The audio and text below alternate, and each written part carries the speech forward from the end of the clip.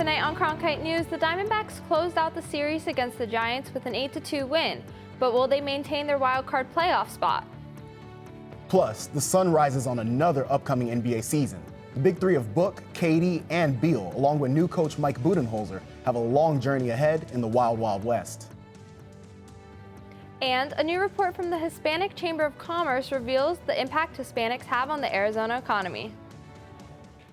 Good evening and welcome to Cronkite News. I'm Ann Perry. And I'm Keith Hall. Thank you for joining us. The Arizona Diamondbacks closed out their series against the San Francisco Giants yesterday.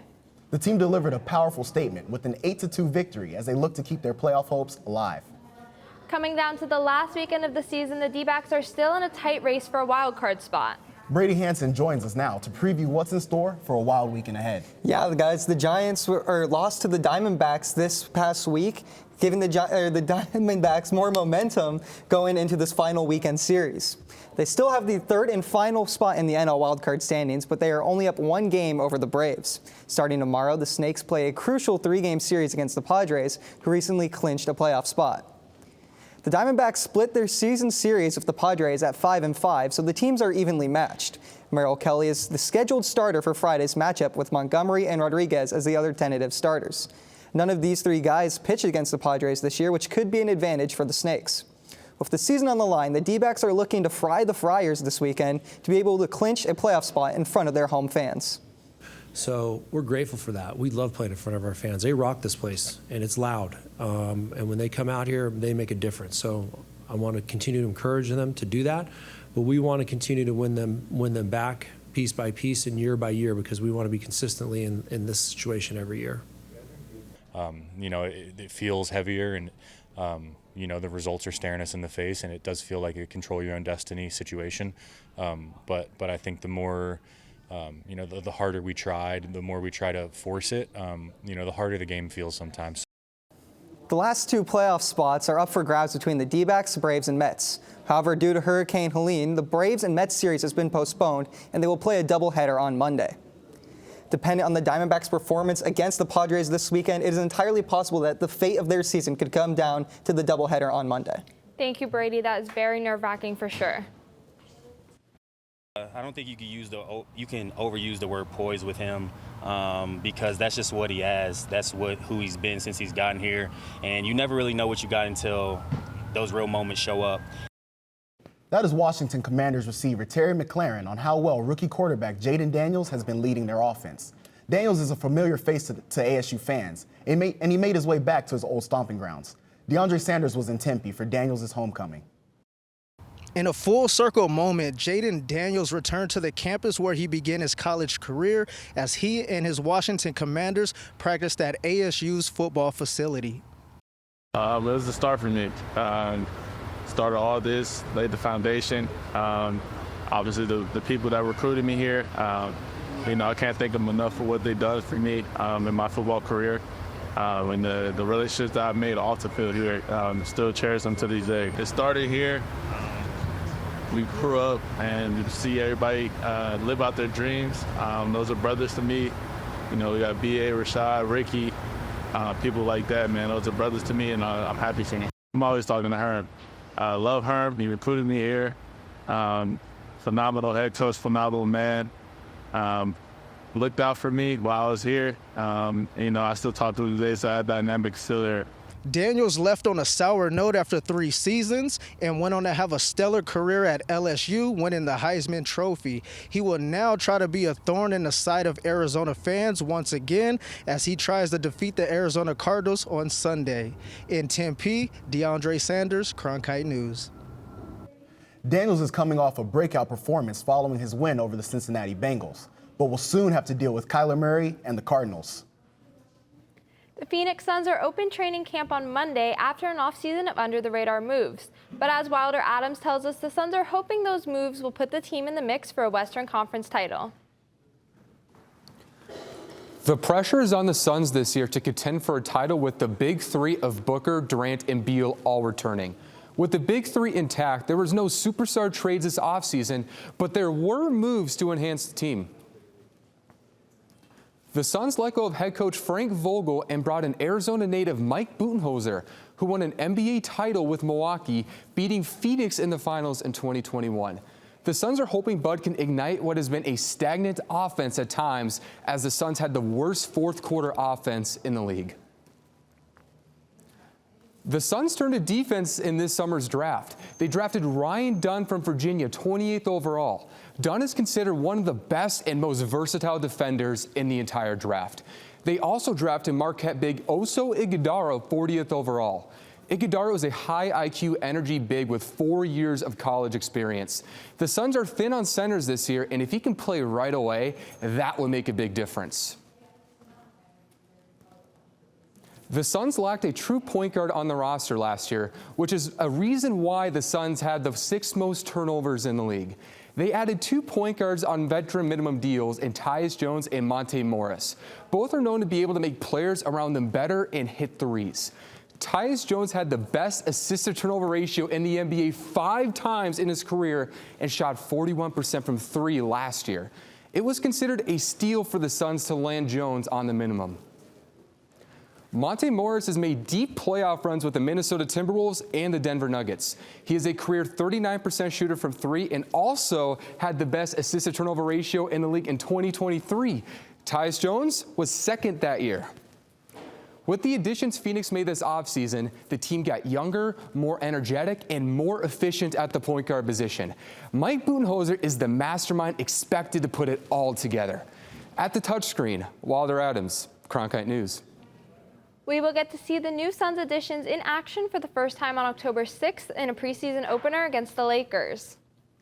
Sticking to basketball, the Mercury's playoff run was ended last night by the Minnesota Lynx. But the question on everyone's mind, Keith, is DT hanging it up after 20 years in Phoenix?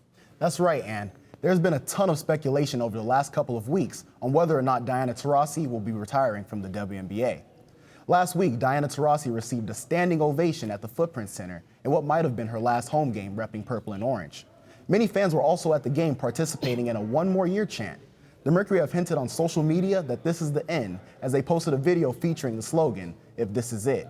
Taurasi has played for the Mercury since 2004 and is a 3-time WNBA champion, an 11-time All-Star, and a 6-time Olympic gold medalist.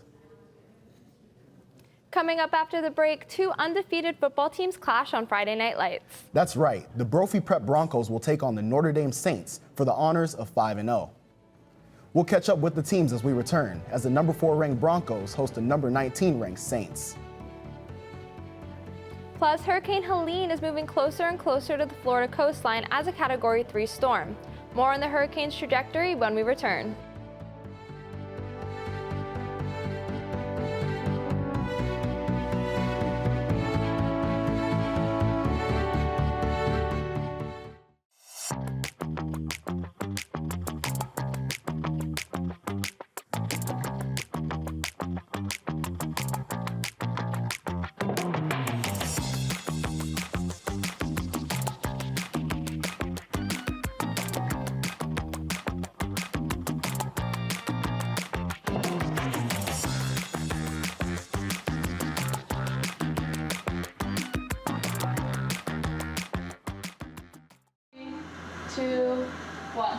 Coming up on the cut. Coming up on the cut. Coming up on the cut. How students can build their broadcast journalism portfolio with opportunities to learn more about on-air reporting and studio production.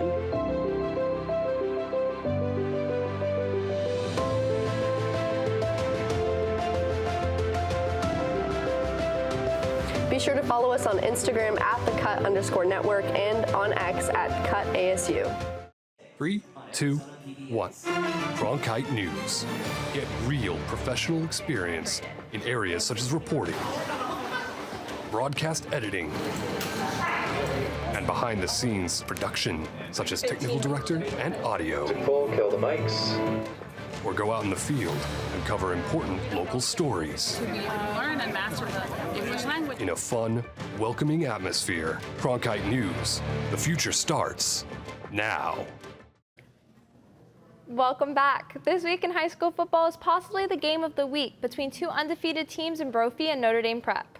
Brophy will have a major task with Notre Dame Prep in this upcoming game, as Cronkite News reporter Cameron Palmer reports from the Brophy side of the matchup.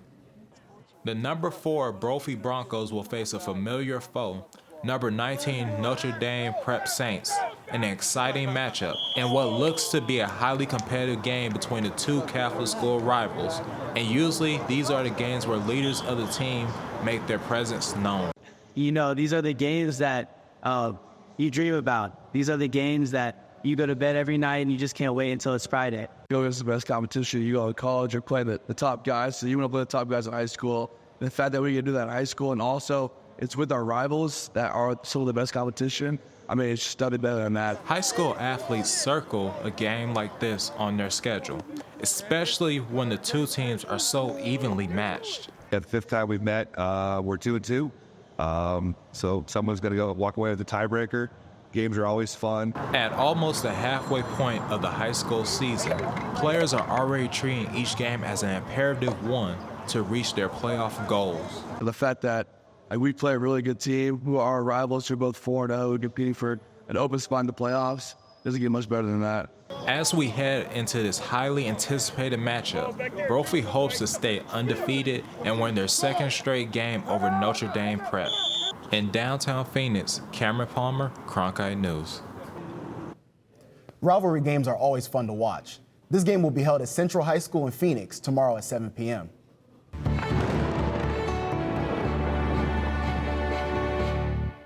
Hurricane Helene is expected to make landfall along the Florida coast tonight as a Category 3 storm. That means wind speeds could top nearly 130 miles per hour. Amon Abraham joins us now from the Cronkite Weather Center with more on the dangerous storm. Yes, the National Weather Service reports that Hurricane Helene will be a catastrophic and deadly hurricane. Now, as we take a look over to the panhandle of Florida, you will see a storm surge up to 20 feet. So please, if you know anyone in the area, please tell them to be careful and evacuate if they haven't already. Now, as we take a look back home, we will start to see those high temperatures still, as it will be in those triple digits. It will drop off around 10 p.m. at 95 degrees. However, it's still going to be pretty hot. As we take a look at those low temperatures up north, it will be around 40 degrees. However, in Phoenix, it is still going to be a low of 85. Now, as we take a look at those high temperatures, it is going to be 113 in Phoenix. So please, if you're looking to escape, up north will be a great option for you if you're looking to get away. Now, as we take a look into this weekend, it is going to be 115 degrees on Saturday, which is way above average, as it should be around 100 degrees this time of year. And it will actually continue to be hot as we take a look into the rest of the weekend, as it's going to be around 108 degrees, and on Friday it'll be 106. So we will see those temperatures continue to be in those triple digits. So please be safe out there, wear your sunscreen, as it will be a toasty weekend. I am Iman Abraham from Cronkite's Weather Center.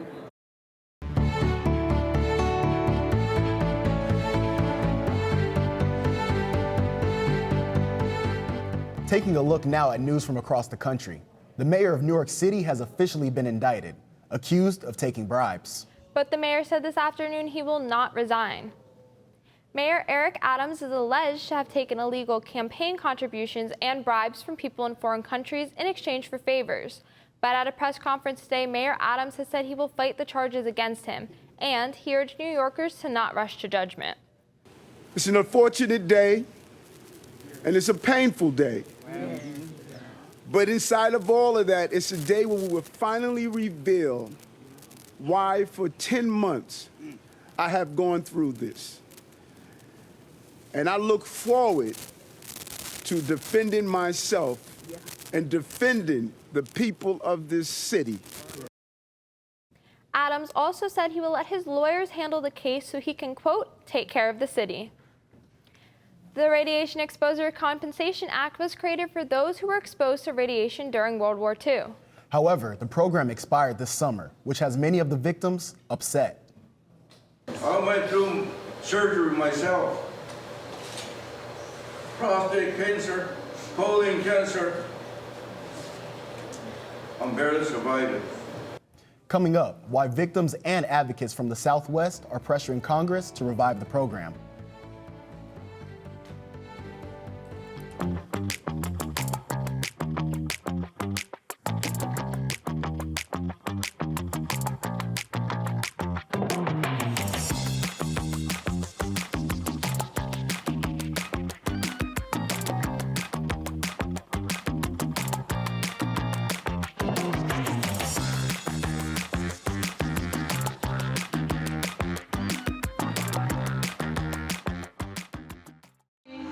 2, 1.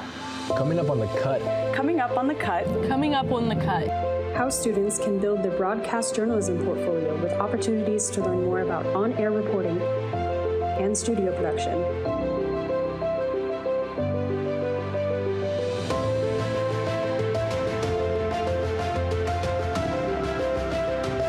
Be sure to follow us on Instagram at @thecut_network and on X at @CutASU.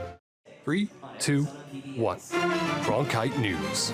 Get real professional experience in areas such as reporting, broadcast editing, and behind-the-scenes production, such as technical director and audio. Kill the mics.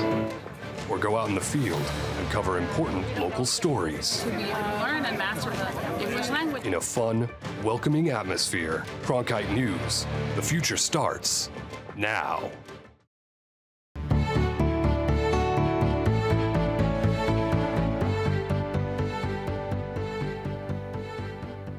Welcome back. I'm Jason Goldie with your top local headlines. Vice President Kamala Harris is planning a visit to Arizona tomorrow.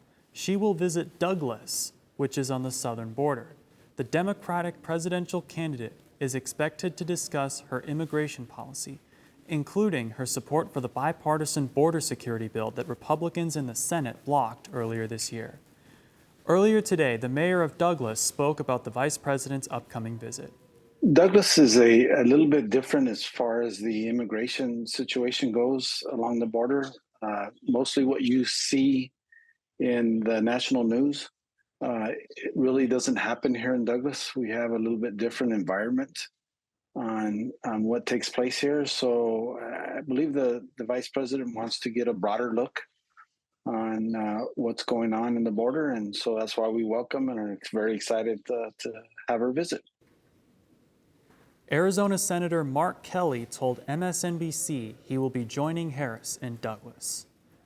For more local election coverage, visit cronkitenews.azpbs.org/election2024.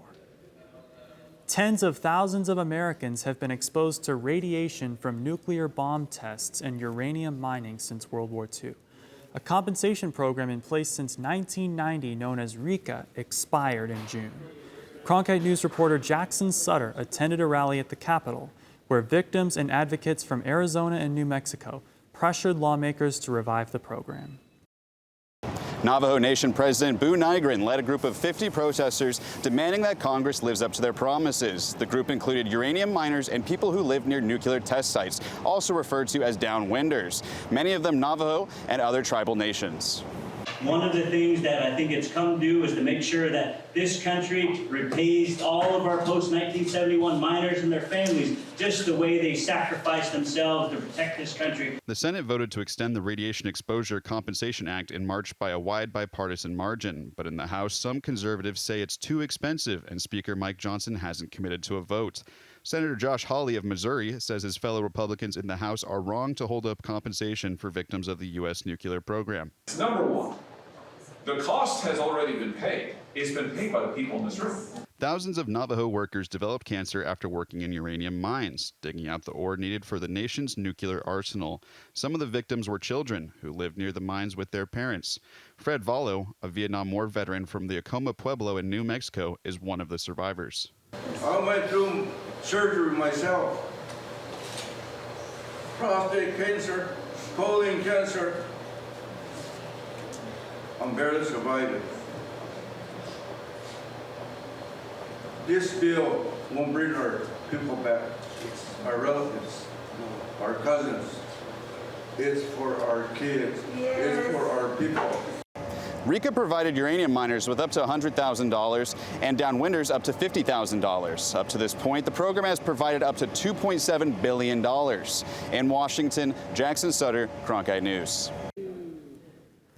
The Senate bill expands the program to cover downwinders in more states and to cover people who worked in the mines after 1971. The government stopped accepting claims in June, and thousands of eligible people have yet to file. Arizona Attorney General Chris Mays has announced the latest allocation of naloxone as part of the state's ongoing efforts to combat the opioid crisis. This latest allocation involves the distribution of 7,000 units of naloxone, also known as Narcan, to different communities and partners across the state. Deliveries are expected from late September through November of this year. Narcan works by reversing the effects of an opioid overdose. The state's allegation is part of a nationwide settlement with the pharmaceutical company Teva for its role in the opioid crisis. The Arizona Hispanic Chamber of Commerce has published Datos, the state of Arizona's Hispanic market for over 28 years. This compilation of research examines the impact of Hispanics on the Arizona marketplace. Cronkite News reporter Ignacio Ventura breaks down the data presented today and tells us what the highlight topic was this year. Hundreds of people attended the 28th annual Datos event at Symphony Hall in Phoenix. The main focus this year was quality, affordable food within the Hispanic community. Local attorney Kenneth Patricio Smith acknowledged the significance of the event. I think it's a great event because I think there's an underappreciation for food insecurity in general. Some people don't even know what that is, but there is food security. Arizona Governor Katie Hobbs talked about the significance of Hispanic business, and Phoenix Mayor Kate Gallego talked about job opportunities for the Hispanic community. Health experts like Ted Hernandez highlighted the importance of good nutrition. You know, I think the number one challenge in the Hispanic community is just understanding the importance of a balanced diet. I know a lot of times we tend to focus on brown food and think that that's nutrition. According to a 2023 report from the U.S. Department of Agriculture, food insecurity in the United States became the highest in 2022 since 2014. Those who gathered for the Datos event had the opportunity to learn more information on the Hispanic and Latino community. In Phoenix, Ignacio Ventura, Cronkite News. Anyone who wants to access the recently published Datos report can do so online. For the 10th straight year, Arizona State University has been ranked #1 in innovation by the U.S. News & World Report. ASU has placed first in category every year since the category was created, ranking ahead of MIT and Stanford University each time. The school's president, Michael Crow, says winning the peer-nominated award for a decade is, quote, significant. The report also ranked ASU second for supply chain management and logistics. Cronkite News is produced by students at Arizona State University.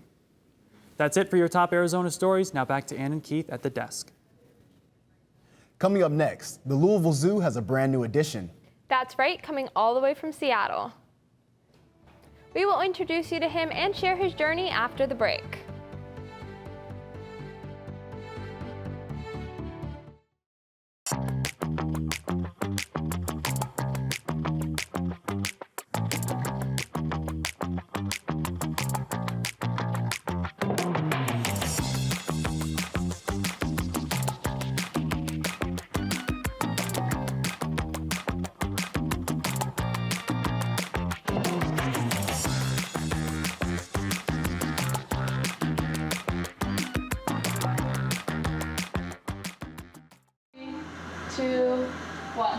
Coming up on the cut. Coming up on the cut. Coming up on the cut.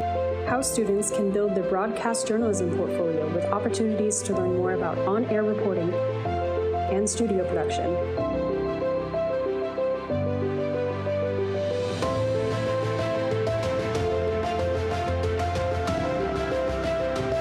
Be sure to follow us on Instagram at @thecut_network and on X at @CutASU. 3, 2, 1. Cronkite News. Get real professional experience in areas such as reporting, broadcast editing, and behind-the-scenes production, such as technical director and audio. Kill the mics. Or go out in the field and cover important local stories. Learn and master the English language. In a fun, welcoming atmosphere. Cronkite News. The future starts now. If you've been on the fence of getting a dog, take this as your sign to get a new furry friend. The Arizona Humane Society is waiving adoption fees for big dogs. In an effort to find forever homes for bigger dogs, adoption fees for dogs over 50 pounds are waived. You can check out the Arizona Humane Society's website or visit one of their 3 adoption locations to see and meet the dogs available. The Louisville Zoo introduced a new baby gorilla who has a foster mom to the public this week. Meet Abeo, who is 1.5 years old. She was born at Seattle's Woodland Park Zoo, but her mom, who was a first-time mom, failed to bond with her. The zoo officials turned to Louisville and found Abeo a match. The pairing with the 40-year-old female gorilla called Quelly was successful. The baby and her foster mom are now on exhibit. That's it for tonight's edition of Cronkite News. I'm Ann Perry. And I'm Keith Hall. Thank you for joining us. And to see top Arizona stories anytime, log on to cronkitenews.azpbs.org.